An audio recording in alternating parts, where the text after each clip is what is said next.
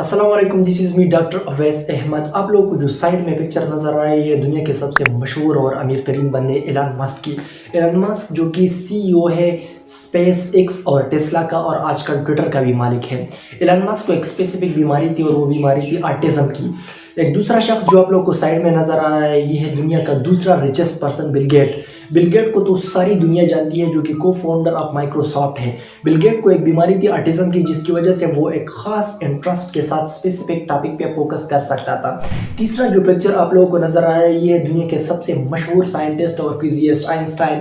Einstein को हर एक बंदा जानता है और हर स्टूडेंट आइंस्टाइन के नाम से वाकिफ है। आइंस्टाइन 4 साल तक बोल नहीं सकता था because of a specific disease और वो डिजीज थी ऑटिज़म।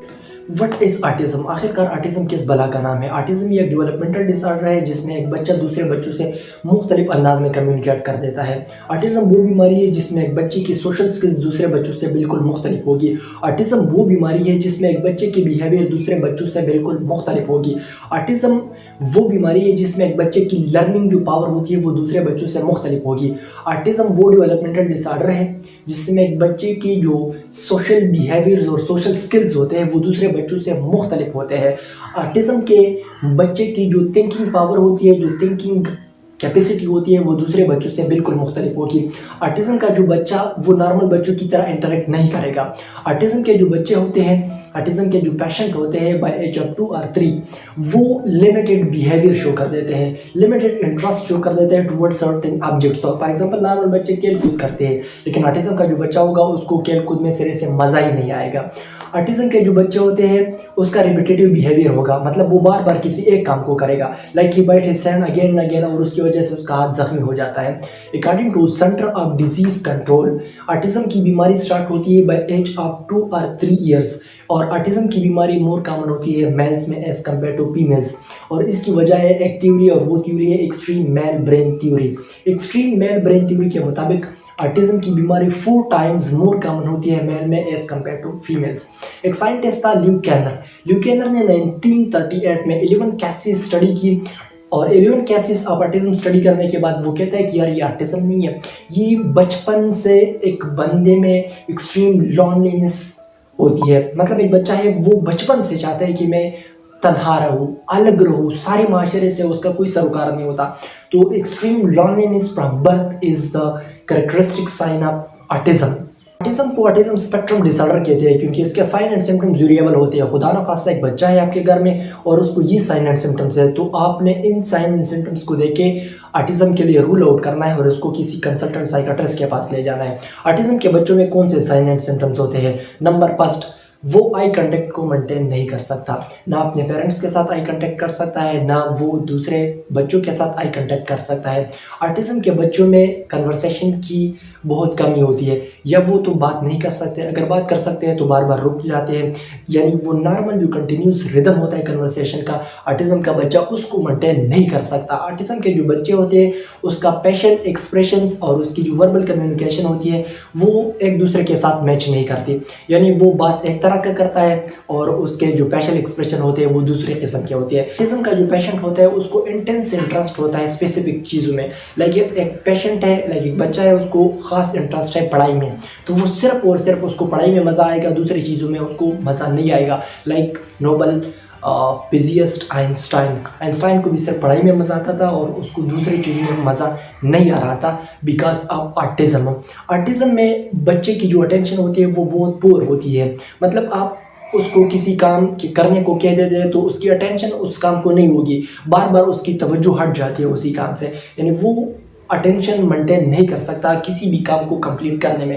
लाइक वो मैथ्स के क्वेश्चन को सॉल्व नहीं कर सकता, मैथ्स के क्वेश्चन में वो पुअर होता है।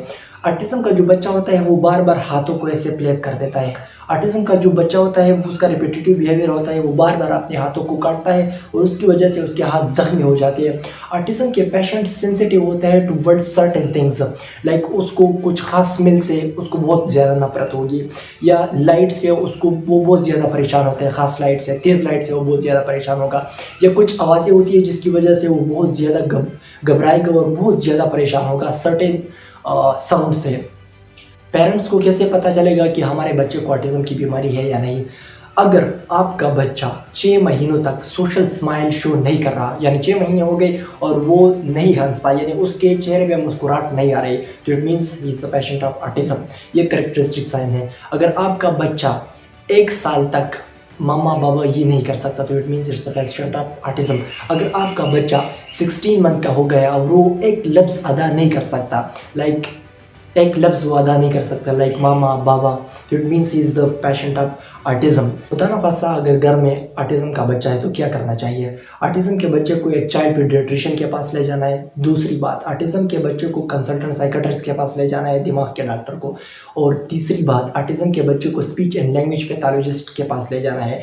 वो तीनों ये कर देते हैं कि उसकी कॉग्निशन चेक कर देते हैं कि उसकी थिंकिंग पावर कैसी है और उसकी जो लैंग्वेज कम्युनिकेशन है वो कैसी है, यानी उसकी कम्युनिकेशन स्किल नॉर्मल बच्चों की तरह है या उसकी कम्युनिकेशन स्किल नॉर्मल बच्चों की तरह नहीं है।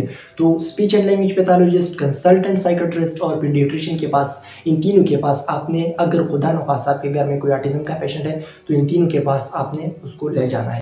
Now, what is the causes of autism? Autism के causes क्या है? The most prognostic cause of autism is genetic.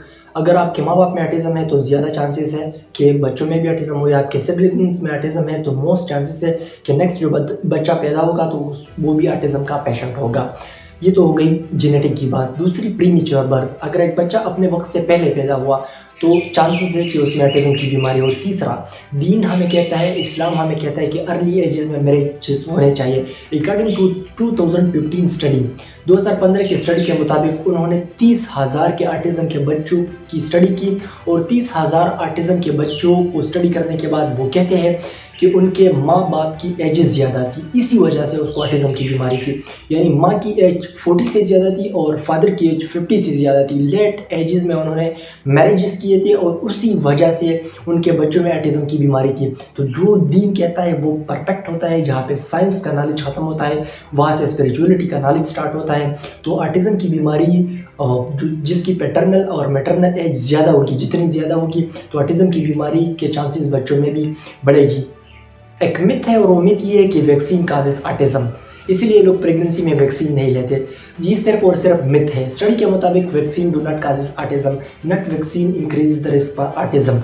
Autism की बीमारी का वैक्सीन के साथ कोई ताल्लुक नहीं है। आप प्रेगनेंसी में फ्लू के वैक्सीन भी ले सकते हैं और आप कोविड-19 के वैक्सीन भी ले सकते हैं, उसका कोई एसोसिएशन नहीं है ऑटिज्म के साथ। लेकिन अगर मदर को आयरन डिफिशिएंसी एनीमिया है, अगर उसके खून में आयरन की कमी है, या इन सिंपल लैंग्वेज एक माँ है और प्रेगनेंसी के दौरान उसको खून की कमी है, तो उसकी वजह से बच्चे में ऑटिज्म के चांसेस ज़्यादा हो जाते हैं, क्योंकि आयरन की वजह से हमारे ब्रेन की डेवलपमेंट होती है। आयरन नहीं होगा, दिमाग की डेवलपमेंट नहीं होगी और इसी वजह से बच्चा जाएगा ऑटिज्म की तरफ। अगर फोलिक एसिड की डिफिशिएंसी है प्रेगनेंसी के टाइम पे, तो फिर भी चांसेस ये है कि बच्चे में ऑटिज्म की बीमारी हो।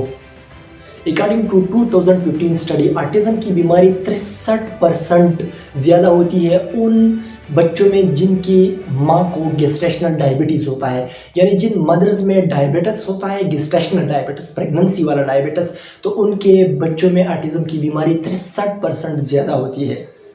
अगर एक मदर है और वो वेलप्रोवेट ले रही है, एंटी सीजर मेडिकेशंस ले रही है, यानी उसको दिमाग के झटके है और उसके लिए वो वेलप्रोवेट मेडिकेशन, इपिवाल सीआर की मेडिकेशन ले रही है, तो उसको चाहिए कि वो किसी डॉक्टर के साथ राबिता करे और वो उसके एंटी सीजर मेडिकेशन को चेंज करे, क्योंकि valproate also increases the risk for autism. SSRI is associated with autism. SSRI एक specific class of antidepressant है और वो एसोसिएटेड है ऑटिज्म के साथ, लेकिन SSRI by itself does not cause autism. SSRI का ऑटिज्म का काज नहीं है, बल्कि मदर को जो डिप्रेशन होता है प्रेगनेंसी की कंडीशन में, उस डिप्रेशन की वजह से चांसेस ये है कि उसके बच्चों में ऑटिज्म की बीमारी हो। ऑटिज्म के 3 लेवल्स होते हैं, level 1, level 2 and level 3। Level 1 में बंदे को माइल्ड ऑटिज्म होती है, वो इतना मसला नहीं है। लेवल 2 में बंदे को मॉडरेट टाइप ऑफ ऑटिज्म होती है, उसके कुछ आदत व अतवार चेंज होते हैं नॉर्मल बच्चों से। और सिवियर ऑटिज्म के और लेवल 3 में बच्चे को सिवियर ऑटिज्म होती है और सिवियर ऑटिज्म में उसके आदत व अतवार दूसरे बच्चों से बिल्कुल मुख्तलिफ होते हैं। According to statistics, the first person who was diagnosed with autism was Donald Triplett. 1943 में डोनाल्ड ट्रिपलेट वो पहला बच्चा था जिसको ऑटिज्म की बीमारी थी। ऑटिज्म की बीमारी सबसे ज़्यादा कतर में पाई जाती है और सबसे कम फ्रांस में पाई जाती है। एस्परजिलस एक फंगस है जो कि हमारे गैस्ट्रोइंटेस्टाइनल ट्रैक्ट में होता है और उसकी वजह से एक स्पेसिफिक ऑटिज्म होता है जिसको हम कहते हैं एस्परजिलस ऑटिज्म, एस्परजिलस सिंड्रोम्स। अगर किसी को एस्परजिलस या एस्परजिलस सिंड्रोम्स है तो आपने उसको डॉक्टर के पास ले जाना है। डॉक्टर उसको एंटीफंगल देगा, इट्राकोनाजोल देगा और उसकी वजह से पेशेंट बिल्कुल ठीक ठाक हो जाएगा और उसको ऑटिज्म की बीमारी नहीं होगी बाद में। ऑटिज्म की बीमारी के लिए कोई परमानेंट ट्रीटमेंट है? ऑटिज्म की बीमारी के लिए कोई परमानेंट ट्रीटमेंट नहीं है बल्कि लाइफ लॉन्ग ट्रीटमेंट है। यानी अगर आपके घर में कोई ऑटिज्म का पेशेंट है तो आपने लाइफ लॉन्ग ट्रीटमेंट करके उसकी ज़िंदगी को बेहतरीन बनाना है। कैसे बनाना है? उसको किसी साइकियाट्रिस्ट के पास ले जाओ। साइकियाट्रिस्ट अगर उसको एंजाइटी है, डिप्रेशन है, साथ में ओसीडी है तो उसके लिए वो मेडिकेशन देगा, लाइक एंटी डिप्रेसेंट देगा, एंटी साइकोटिक देगा, या अगर पेशेंट को झटके है तो वो उनको एंटी सीजर मेडिकेशन देगा जिसकी वजह से उसकी ये कॉम्प्लिकेशन तो एटलीस्ट खत्म हो जाएंगे। दूसरा जो थेरापी है वो है बिहेवियरल थेरापी। बिहेवियरल थेरापी में एक है applied behavioural therapy. Applied behavioural therapy को आप इंटरनेट पे या गूगल पे सर्च करें, उसको अंडरस्टैंड करें और फिर अपने बच्चों पे अप्लाई करें, उससे भी उसकी ज़िंदगी बहुत अच्छी हो जाती है। कॉग्निटिव बिहेवियरल थेरापी, अगर आप एंजाइटी के पेशेंट है, डिप्रेशन के पेशेंट है, आप ओसीडी के पेशेंट हैं तो आप कॉग्निटिव बिहेवियरल थेरापी को अंडरस्टैंड करें। इंटरनेट पे गूगल पे आप सर्च कर सकते हैं। कॉग्निटिव बिहेवियरल थेरापी को अंडरस्टैंड करके आप इसको अप्लाई करके कि मेरी कॉग्निशन, मेरी सोच की, मेरे बिहेवियर के साथ क्या लिंक है, तो इसको अंडरस्टैंड करके आप बहुत ज़्यादा मसाइल पे काबू पा सकते हैं। ऑटिज्म के जो बच्चे होते हैं वो रिलेशनशिप को मेंटेन नहीं कर सकते, आप उसको मोटिवेट कर सकते हैं ताकि वो एक हेल्दी रिलेशनशिप को मेंटेन करे, चाहे वो हस्बैंड के साथ हो, चाहे वो अपने वाइफ के साथ हो, चाहे वो अपने पेरेंट्स के साथ हो, या अपने सिबलिंग्स के साथ हो, या अपने फ्रेंड्स के साथ हो। तो रिलेशनशिप को मेंटेन करना भी ऑटिज्म की पेशेंट में एक अच्छा स्टेप है। माँ बाप को क्या करना चाहिए? माँ बाप को कुछ चीज़ें अपने बच्चों को बताना चाहिए और वो ये कि बी एक्सेप्टिंग, यानी जो चीज़ आपके साथ हुआ है बस एक्सेप्ट करें कि मेरे साथ ही हुआ है। जो चीज़ें आपके साथ होती है ना, consider it normal and accept it, move on करें, एक्सेप्ट करें कि यार ये चीज़ें नॉर्मल है, ये होती है लाइफ में। सबसे पहला स्टेप ये है कि आप ऑटिज्म के जो बच्चे होते हैं आप उसको ये तरीका सिखाएं कि बी एक्सेप्ट, कि हर एक चीज़ को, कि जो आपके साथ हो रहा है ना बस एक्सेप्ट करें, हो जाएगा, लाइफ में ये चीज़ें होती है, ये चीज़ें नॉर्मल है। इसी तरह आप उसको मोटिवेट कर सकते हैं। दूसरा जो स्टेप है वो आप उसको रिलैक्स इन्वायरमेंट प्रोवाइड कर सकते हैं। रिलैक्स इन्वायरमेंट से मेरा मतलब ये है कि उसको आवाज़ से, स्पेसिफिक आवाज़ से उसको घबराहट होगी, क्लासरूम में वो बहुत ज़्यादा घबराएगा या वो तेज़ लाइट को नहीं दे सकता, तो आपने उसके लिए रिलैक्स इन्वायरमेंट बनाना है, साउंड इन्वायरमेंट बनाना है, यानी खामोश इन्वायरमेंट उसके लिए बनाना है और ऐसा इन्वायरमेंट बनाना है जिसमें लाइट बहुत ज़्यादा तेज़ ना हो, या अगर उसको कोई स्पेसिफिक स्मेल अच्छा नहीं लगता तो आपने उस चीज़ को भी अवॉइड करना है ताकि पेशेंट को कोई तकलीफ ना हो। अगर आप ऑटिज्म के पेशेंट हैं और स्पेसिफिक चीज़ों की वजह से आपकी जो ऑटिज्म की जो तकलीफ होती है वो ज़्यादा होती है, तो आपने सबसे पहले उस ट्रिगर्स को आइडेंटिफाई करना है कि किस वजह से मुझे ये तकलीफ होती है और फिर उस वजह को या ख़त्म करना है। अगर आप ख़त्म नहीं कर सकते तो फिर आपने रिस्पांस करना है, रिएक्शन शो नहीं करना। आपने फिर आराम से स्टॉप करके थोड़ा थिंकिंग करके फिर उसको जवाब देना है। तो ऑटिज्म के जो पेशेंट होते हैं उन्होंने रिएक्शन शो नहीं करना, उन्होंने रिस्पॉन्ड करना होता है टुवर्ड्स द कंडीशंस। अच्छा, कुछ मूवीज़ जो आप लोग ऑटिज्म की बीमारी पे देख सकते हैं उसमें कुछ के नाम्स मैं आप लोगों को ले लेता हूँ, फिर आप लोग देख सकते हैं बाद में। पाब्लो 2017 की मूवी आप लोग देख सकते हैं। इसके साथ आप लोग इनसाइड आउट मूवी देख सकते हैं और साथ में please stand by Pablo, please stand by, inside out, ये स्पेसिफिक नाम से ये मूवीज़ भी आप लोग ऑटिज्म की बीमारी पे देख सकते हैं। अगर चैनल पर नए हैं तो चैनल को सब्सक्राइब करें और अपने दोस्तों के साथ भी शेयर करें।